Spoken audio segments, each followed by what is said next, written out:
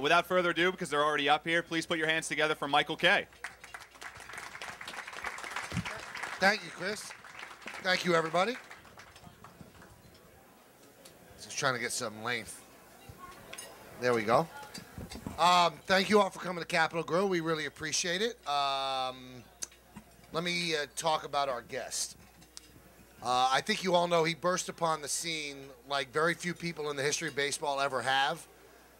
For a period of 2 or 3 years, I think it's an arguable point that he might have been the best pitcher that we'll ever see. That's how great he was when he was with the Mets. Won a championship there in '86. Came to the Yankees, won a championship there in '96. Also pitched a no-hitter that year as well against the Seattle Mariners. He's really a part of New York. He's from Tampa, but I think we all think of him as a New Yorker. Ladies and gentlemen, let's have a nice warm welcome for Dwight Gooden.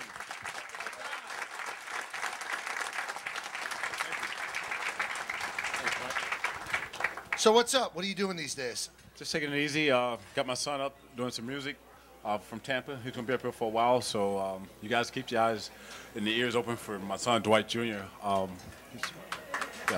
He's on his way to a great career. He's got way better hair than you. Well, see, I keep mine short because all the gray show with 7 kids. You know. Now, does he have a stage name? Lil Doc. Lil Doc. Lil Doc. L-I-L Doc. Yes. All right, so he's a rapper. Yes. All right. You going to come up and rap for us? No, he's not. All right, so how much do you miss the game or not? Because you're still a relatively young guy. Yeah, I'm still young. Thank you. I like that. Thank you. You know, you miss the game a little bit. I'm still a big fan of the game. I still go to watch the Mets and the Yankees when they're in town. When you really miss it, it's like spring training, when that starts, because I did it for 17 years. Opening day, obviously. In the postseason, you really miss. Just the camaraderie you have with the fans. I mean, with the fans and the players, and just competing against other teams. Now, have you thrown a ball in anger recently? Last time you threw a baseball? Last time I threw a baseball was probably last year. I got a 13-year-old and a 15-year-old that plays baseball, and just playing catch with them. But I threw out the first pitch last year, and I didn't bounce it for the Rays minor league team in New Jersey. But that's about it. Now, when you throw to your 13 and 15-year-old, do you occasionally give it a little extra, maybe drop a breaking ball on them? Not lately, but I tell you what, a couple years ago I did that, and I felt great. But the next day, I mean, it felt horrible. I thought I was going to get cut on again. Right. Now, it's funny because Ron Guidry, I think, is in his 50s now, and he said, I can get hitters out. He said, I could pitch once, but I'd have to wait 10, 12, 15 days to pitch again. He says, I still think I could get hitters out. Could you get hitters out? Only if they move the mound up a little closer. No, it's been too long. I've been away 10 years, and even the last couple years I played, my shoulder didn't feel too good, so no, I couldn't get anybody out right now. Did anybody ever go into your shoulder to check out? Because you had a lot of problems with your shoulder toward the end. I had a lot of problems. In '92, I actually had surgery. I tore my rotator cuff and my labrum. I think a lot of it was due to, like, spring training, I probably didn't throw more than 70 pitches.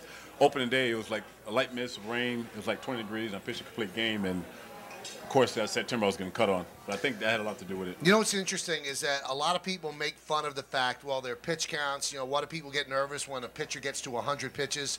But when you came up with the Mets, I mean, they had you throw a lot of pitches at an early age. Do you think there should be pitch counts? Do you think that had something to do with your shoulder? That's a great question, especially with the way pitchers are treated today. I don't think so, even though it was really no pitch count. And I remember in my prime, I would throw 150, 160 pitches. Yeah. I think a lot of the off-the-field problems that I had caused my shoulder problem. Now I think they make too big of a deal out of pitch count. I think if you're going to have an injury, you're going to have it. There's no way to avoid it. But I think a lot of they want to protect their investment. These guys are making a lot of money, big signing bonus, so I think they want to protect the investment. So even though the fact you threw 150, 160 pitches, your arm was fine because you have very good mechanics. Yes.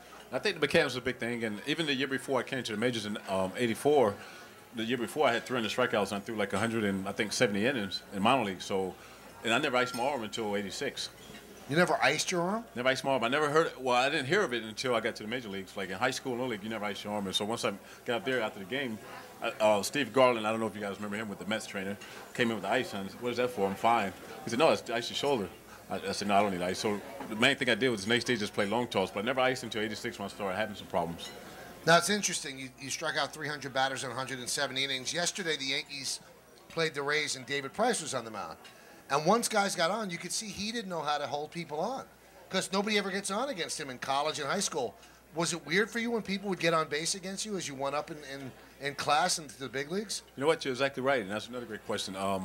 High school, obviously, my senior, I dominated, and then even in the minor leagues. So once I got to the majors, you know, you're playing against the best and look for any weakness you have. And one of my weaknesses was holding runners on. I had a big leg kick, and it was slow going to first base. So it was basically like a track meet when those guys got on base, especially like the Cardinals. I had a tough time, and I really didn't get it down packed to the end of my career, which at that time it didn't matter because I didn't have much on the fastball. That's so. But you're right. And having Gary Carter as my catcher, he was a great guy and a great catcher, but like from 88 on, I mean, his arm wasn't as good. And I had a lot high leg kicks, so it was a bad mix. But toughest hitter you ever faced? Toughest hitter I ever faced, Chili Davis by far. Really? Yeah. How come? I can't figure it out. You know, normally a guy like that, mostly known for his power, you would think you can get him out with a high fastball. But Chili was a guy who was, I mean, he didn't chase my bad pitches.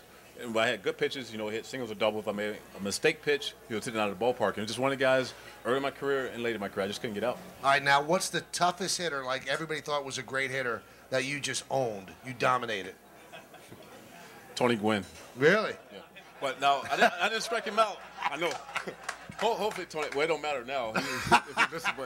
He can sit on you. Yeah, that's true. Yeah, he's huge. He's a big guy. That's true. He is a big guy. But the thing was, I probably didn't strike him out much, but I was just throw nice fastballs down the way. He just played pepper with the second baseman for some reason. But really? You think a guy like that, a contact hitter, would get him the most trouble, but not really. Did he ever say anything to you about it? No, we didn't never talk about it. He just had to look and just basically. And another guy that I had trouble with was you guys probably know is Wayne Krenchicki. How many guys know that name from Cincinnati? Yeah. Another guy was a part-time player, but when I would pitch, he batted third and it just wore me out. Now, when a guy dominates you and wears you out, when you take the mound, are you aware of it? I mean, do you have all that in your head? And do you try to do something different or say, listen, I'm just going to try to get him out the way I get people out?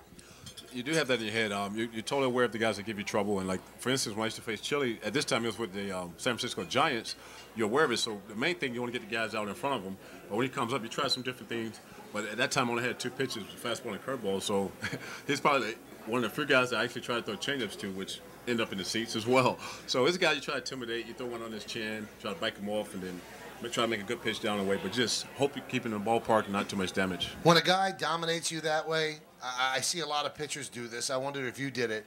You ever try to knock him on his backside just to make him get a little nervous in the box? Yeah, you have to, especially in Chili was one of the guys, but he's the only guy that didn't work. And he doesn't get scared, Chili. No. He's actually intimidated. Him and Andre Dawson, another guy, they crossed the plate. He just had this look on his face where if you hit him in short, just hope the players got there in time to protect you. But tell you a quick story. I used to have trouble with Ryan Sandberg when I first came up with the Cubs. And Sean Dunston one day was saying, Doc, Sandberg owns you. Why you pitch me this all the time and not him? And I thought about that, so one day I knocked Sandberg down. The rest of my career, I had no problem with Sandberg. He was one of the guys that you could actually intimidate by pitching inside. Nice of Sean Dunston to say that, huh? Yeah, it was great. Is that on? Yeah. Just hold it close to your mouth. Okay. So, I mean, why would Dunston give up his teammate like that? Pretty interesting, but it definitely helped. I mean, I appreciate the scouting report. All right, let's talk about, obviously, the big news of the past week is George Steinbrenner passing away. And you had a pretty good relationship with Mr. Steinbrenner. Tell me what that relationship was like. George was obviously a great man. I met George in 1981. At that time, Gary Sheffield was my nephew. His Little League team had won the World Series, and George flew the whole team up to New York, introduced the players before the game, and that's when I met him. I was a junior in high school, and he had a decent relationship with my father. They knew each other, and I remember in '95 when I first actually sat down with George to talk about joining the Yankees.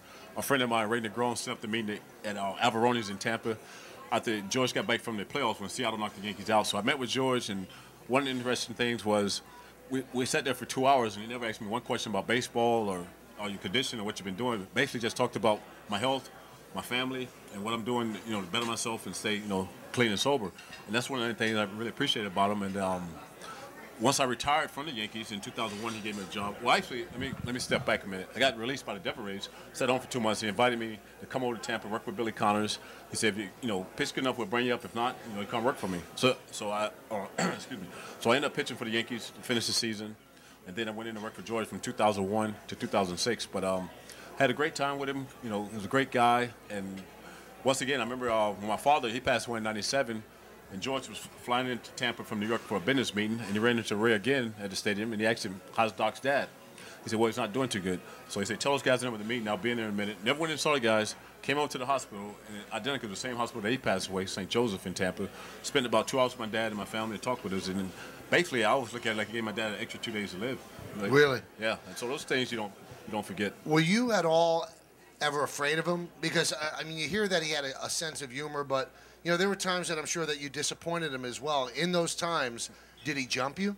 Several times. I mean, one of my favorites was of getting back to '96, my first year with the Yankees. I had a decent spring training, but I started the season off 0-3.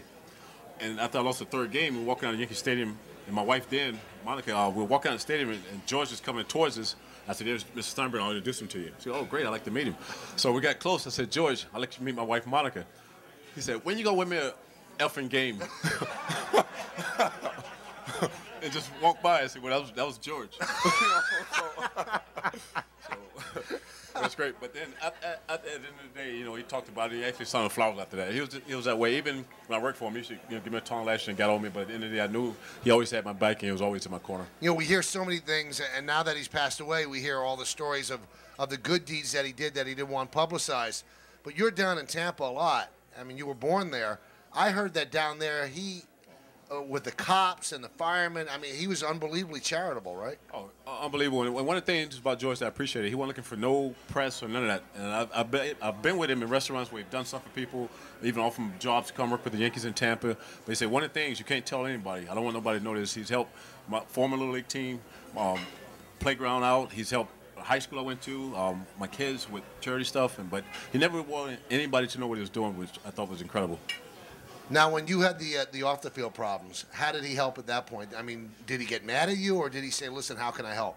He got mad. You know, obviously, I got a nice tongue lashing, which I deserved. But then he say, once you get yourself together, you know, we'll be here for you. He always left the door open. Really? Until he passed away. Yeah, he was always there. Even opening day, I got to talk to him, and he was getting me about the incident that happened in March. But he'll do that, but after that's over, you know, he's still there for you. When's the last time you spoke with him? Opening day. This opening day. Yeah.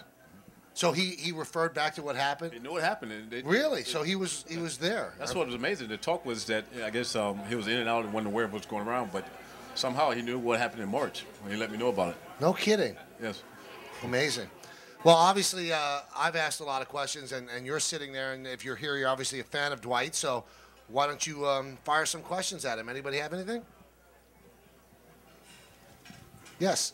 I kind of recall you were a pretty good hitter in your day. Were you one of those pitchers who would rather talk about their hitting than their pitching? And do you remember who the first pitcher you went yard against? Oh, that's great. All pitchers love talking hitting. First home run was off Rick Roden in '85. And that's a brand name. That's a brand name. Yeah. John Smoltz. Really? Yeah, John Smoltz. Those are top names. The rest of those guys are like middle relievers.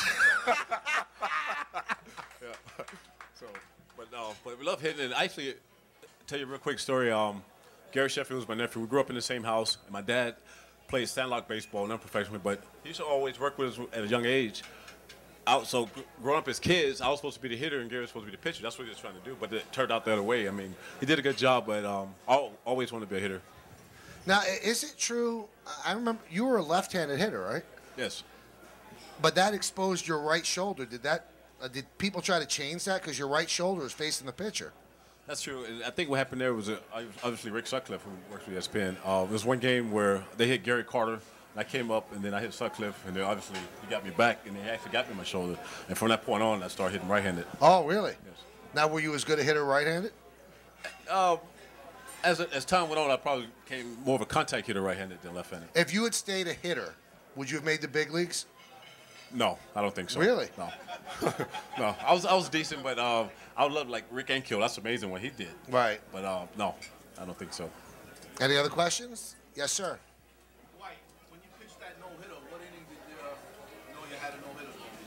And the question is, when he pitched a no-hitter in '96, what inning did he realize it was a no-hitter?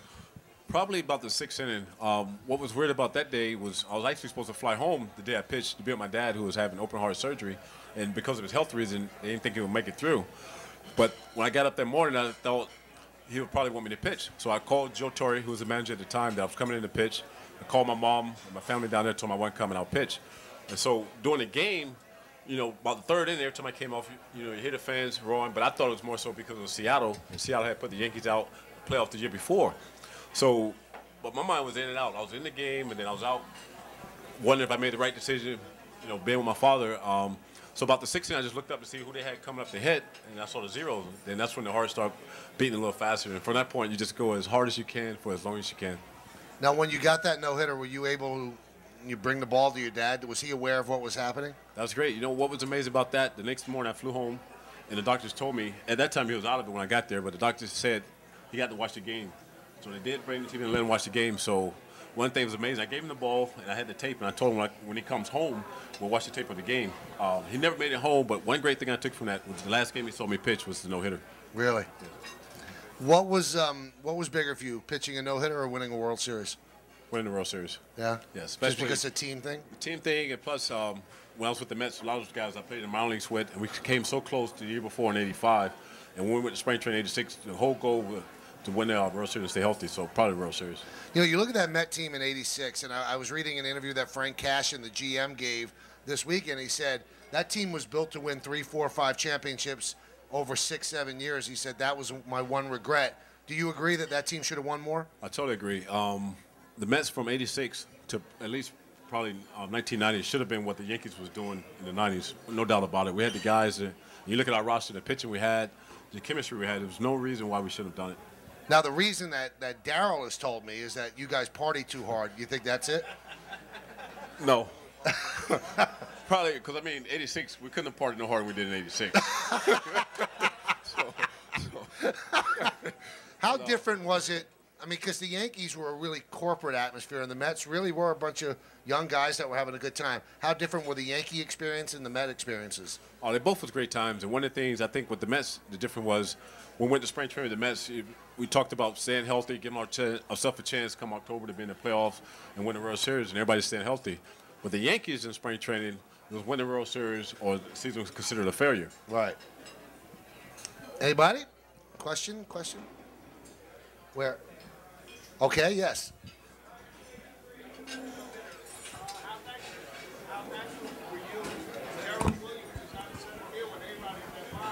The question is, how thankful in that no-hitter was Doc that I think that play was in the first inning. Gerald Williams was in center field. You're right. That play was the whole turning point of the game because it could have opened up a big inning because I walked Glenn Braggs to start the game. And when A-Rod hit the ball, I thought for sure one run was going to score, and that probably would have been a triple.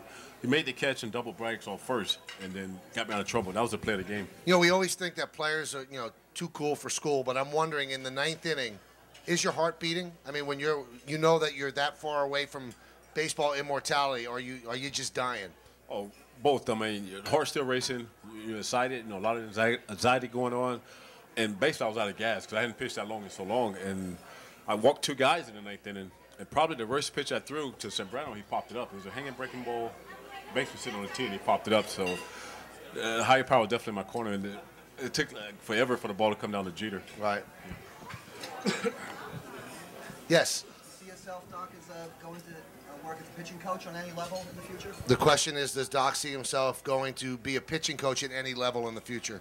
Probably not no time soon. It's something that I thought about early on. And Mr. Steinbrenner gave me an opportunity to work with the Yankees. I was a pitching coach on the rookie team, and I was like a special advisor where in spring training I was there helping the guys. But now I have 2 teenage boys that's playing sports, and my son got his music thing, so getting more involved in their stuff. And also I have a baseball academy. It takes a lot of my time also in New Jersey. Now, I know he pulled his groin yesterday, but are you amazed that at 38 years old, Andy Pettitte is as good as he is? That is amazing. I tell you what, though, the hard work he puts in spring training, the conditioning he does, pays off right here, and it's amazing. It seems like each year he says it might be my last, but he keeps getting better and better. You're not that much older than him. Not much. Just a lot of wear and tear, though. So I named back. Yes. Marty's older. What was that? Who inspired you for your career? My dad. My dad was definitely the one. His dream was always to play professional baseball. He grew up in a small town in Georgia, and I don't know if his talents was good enough anyway, but his whole goal was to watch me play baseball. And at a young age, we used to watch the game of the week on Saturdays, and he'll have another game on the radio, and we just did it. And during the course of the games, even though I root for Cincinnati, who spring trained in Tampa, but during the course of the game, he would quiz me and Gary, what would you do in this situation? Why would you do it in this situation? Quizzes, so we got to watch the game, but excuse me. Also, he asked some tough questions. Now, obviously, the big phenom that's out there right now is Steven Strasburg of the Nationals. Who was better, 20-year-old Doc Gooden or Steven Strasburg? Oh, yeah, I've got questions, all right? So, hey, 20-year-old Doc Gooden was 24-4.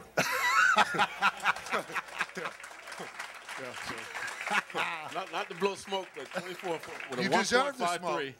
smoke. Really? That's right. 1.53, so you tell So you me. were better. I'm not saying. I'll say it. You were better. And you weren't on a pitch count and an innings no pitch limit. count. But I tell you what, though, he's fun to watch. I give him all credit. He got a good amount of presence, and I think he's going to be around for a long time, and I wish him nothing but success. And every fifth day, I'm looking to watch him pitch. Yes, sir.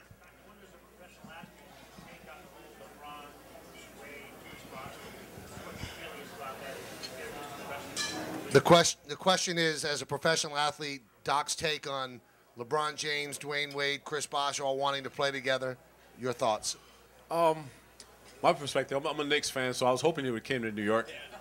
But, you know, to his credit, I mean, that was free agency all about. I thought the way they went about it was kind of, you know, they probably should have kept it quiet, I thought, behind closed doors. Because I understand that. Well, friends, you know, on the teams you do talk and you want to play together. Feel bad for the city of Cleveland, but, you know, to his credit, you know, he's a free agent, and that's what he wants to do. So I wish him the best. Yes. 1985, 24-4, tons of complete games, lots of strikeouts, ton of innings. Is there one game that year that you will never forget that you couldn't believe the game you had? All right, the question is from Mike Navarro, who's right now wearing Met underwear. 1985, 24-4. Was there one moment that stands out for you? Probably the biggest game that year that was amazing, and Gary Carter's my witness. One game in L.A., pitched a complete game, shut out 2-0 to beat Fernando, and then throw one breaking ball a game. It was all fastballs. All fastballs for 9 innings. That game will always stick out. It's one of my best games. Anybody else? Nobody? Shy? Yes.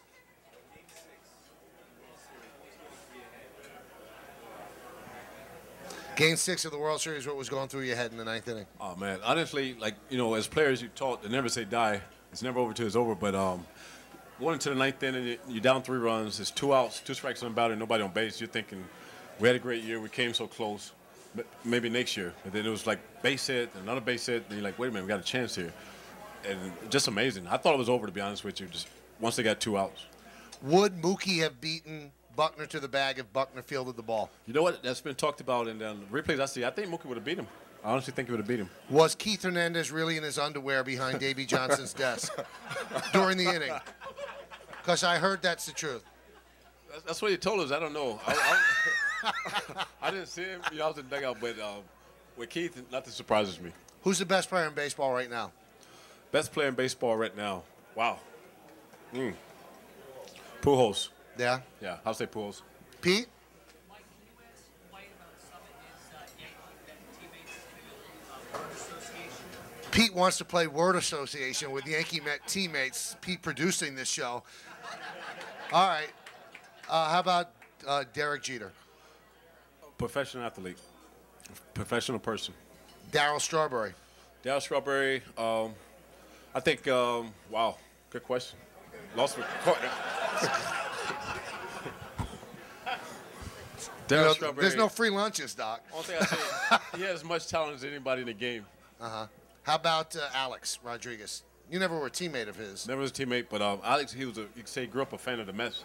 I got the chance to talk with him when I was working with the Yankees when he first came there in '04. So Alex is definitely a great ball player, and I still think he should go in Hall of Fame when it's over. Now, I've worked with David Cohn, and you played with him with the Mets and with the Yankees. Is he as nuts as he makes himself out to be? Yes. Even more so. Well, I tell you what, if you don't really know what goes on behind the scene with him, you wouldn't think that. Right, because he looks like a choir boy. Yeah, he's a very intelligent guy, but he is a sick individual. Gary Carter. Gary Carter's a great guy. He was part of the reason I had the success in '85. Definitely a class act. Tino. Same way. Tino was definitely a warrior. Quiet warrior, but definitely a great team guy playing with. I actually saw Tino in Little League in high school growing up in Tampa. O'Neill. O'Neill was a crazy guy, too. Very intense. But different crazy than Cohn. Yeah, totally different. Yeah. Bernie Williams. Brandon Williams, he was a quiet warrior. You didn't hear 2 cents out of him, but when he got between the lines, I mean, nobody was better. When you had Joe Girardi on your team, did you think this is a future manager? At the time, no, but I tell you what, I'm not surprised that he's doing a great job as he is because he was a team leader and a catcher that really took charge. I mean, I remember his times I wanted to throw a certain pitch, and he just fought me with it to go ahead and call. But definitely a team guy. He was great in the clubhouse, and he's always had a voice, whether you're doing good or bad, he'll let you know. Who's the better manager, Davey Johnson or Joe Torre? Davey Johnson. How come? Davey Johnson was more vocal. He took time out. Like if a guy was struggling, I remember a situation where I was struggling. I was in Cincinnati throwing out early before the game, and he came out and took part in that. He talked from a hitter standpoint, and he cared. Not that Torrey didn't care, but Davey would come back to the play and spend time with guys if you're struggling or if you're having problems at home. He was always there for you. How come Derek has been able to stay out of trouble when young stars like you and Darryl, and not just you guys, but other young stars get in trouble in the city? What does Derek do differently? I think a lot of it might have been the upbringing, maybe. I mean, I have class parents. Not that I didn't. I just chose to do my own thing. But right. He's a great guy. I think he was very mature for his age when he came up, and he was prepared for what he was able to face. Now, you had to retire earlier because of arm problems. If you knew that you could take steroids and have another 5 years in the big leagues, would you have done it? No, I would have done it. I don't really think they benefit the pitchers, even though some pitchers have been caught, using it. I always thought pitchers, you want to be, stay loose. You don't want to be too big, bulky up top. Right. Get a good extension on your fastball. How about it helps you, from what I've heard, the HGH helps you heal faster if you're a pitcher. No, I was afraid of that. Pitching, as a pitcher, you want to be in control of everything that's going on. Uh-huh. How about the guys that do steroids? Should they be in the Hall of Fame? Wow. I think it depends on the testers because it wasn't being tested for it. Right. So I would say yes. But the guys who got caught cheating after they started testing, probably not. Right. Anybody else? Yes.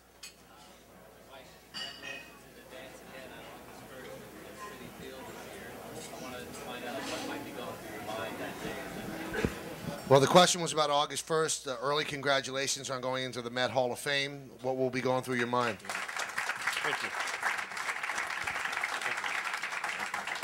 Thank you. That's a good question. That day, I never saw it coming. I didn't think they never would. That day, honestly, will be about you guys, the fans. And I say that because I never really got the opportunity to thank the fans, through different articles, but never in person to thank the fans because, the only reason I was coming back to the games last year because of the fans. When I showed up for the when I was shutting down the stadium, the Shea Goodbye Day, I hadn't been to Shea Stadium since '94, besides in 2000 with the Yankees. And the ovation I got that day got me to come around more. So that day it's great for me to celebrate with the fans. Now, do you think that, I don't know how this is going to be laid out, will they have you guys talk to the crowd? Yeah, have us talk. I guess the ceremony started at 11 o'clock that Sunday, August 1st, before the Arizona game. And so basically my speech will be about the fans and my time I spent with them. You nervous about it? No, I'm looking forward to it because I get to just share that day with the fans. I mean, they meant so much to me through the ups and downs. I always knew when I took them out at Shea that they was in my corner. Yes. Do you have any good stories? I mean, I know the Cardinals-Mets rivalry in the '80s was a pretty intense rivalry. Was it as intense as it seemed to the fans as you guys, or and do you have any good stories about anything from those '80s rivalries? He's got Cardinal underwear on, by the way. He's a huge Cardinal fan from St. Louis. So the question is, how about those Mets-Cardinals rivalries? Those great rivalries. And one thing that was amazing about the Cardinals rivalry in the '80s. It was a lot of intense, and we look forward to those games.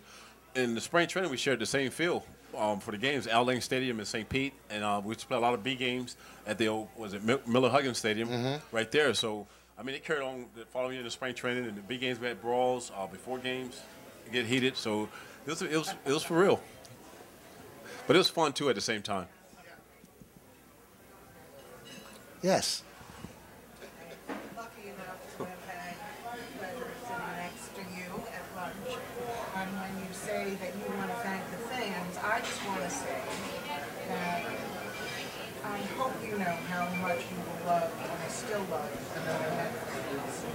And I remember, they used to play a lot of afternoon games. And I remember, people used to bring signs. And the greatest sign I ever saw, and the person probably lost their job because it was on television. I wasn't feeling well, so I went to see the doctor. Wow. That's good, yeah. Who gave you the nickname Doc? Doc, I used to tell people that came from shooting basketballs from Dr. J, but that's not true. Actually, my dad had a friend that was a real doctor, and he used to come to a lot of my little league games and high school games. And for some reason, every time I got 2 strikes on the batter, he'll yell, "Operate on him, Doc. Come on, Doc. You got another patient. Come on, Doc. Put him away." And then when I got to high school, a writer came out was doing a story on me, and my dad's friend was there, and he wrote it. So he wrote the story. So my high school teammates started calling me Doc. They gave me a nickname, and it just carried on through the minor leagues and the major league.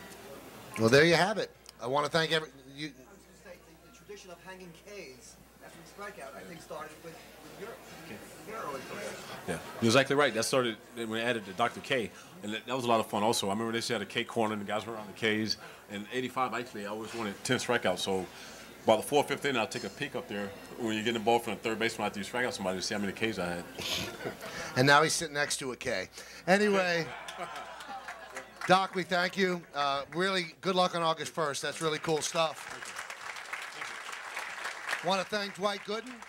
And today's Lunch with a Legend with Doc has been brought to you by Brooklyn Brewery. So we thank the people at Brooklyn Brewery, Emblem Health, Steiner Sports, who arranged for Dwight to be with us today, and also the Capitol Grill, Wall Street. The food has been exceptional. The people here are great as well. Thank you all for coming. Have a great rest of the day. And please listen to the Michael K. Show today starting at 3 on 1050 ESPN New York. Thanks, Doc. Thanks, Mike. Thanks for having me. Thank you, guys.